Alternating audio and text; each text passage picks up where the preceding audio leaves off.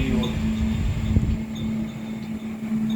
Sa Baliwag, Bulacan, isang babae na itatago namin sa pangalang Rhea ang minamanmanan ng Philippine National Police Women and Children Protection Center o PNP WCPC dahil sa nakababahala nitong post online.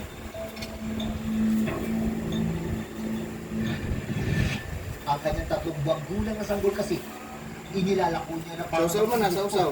sa iba't ibang group sa social media. Gaya mo sa At ang tapa. offer kapalit ng baby, 130,000 pesos.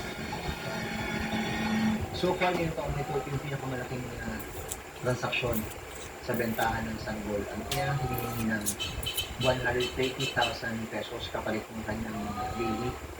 Maging yung mga investigador, nagulat, napaisip, bakit ganito kalaking halaga yung hinihingi ng ina.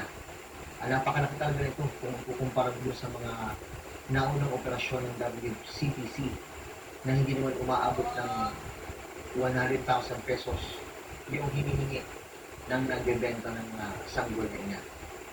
Sa ngayon, ma'am, tinanong po namin siya, ma'am, kung nasaan si baby.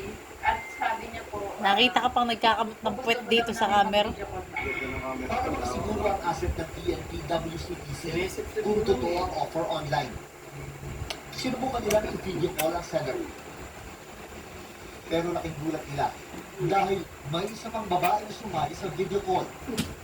Siya pala ang biyanan ni Rhea at ang lola ng sanggol na itatago namin sa pangalang Elsa.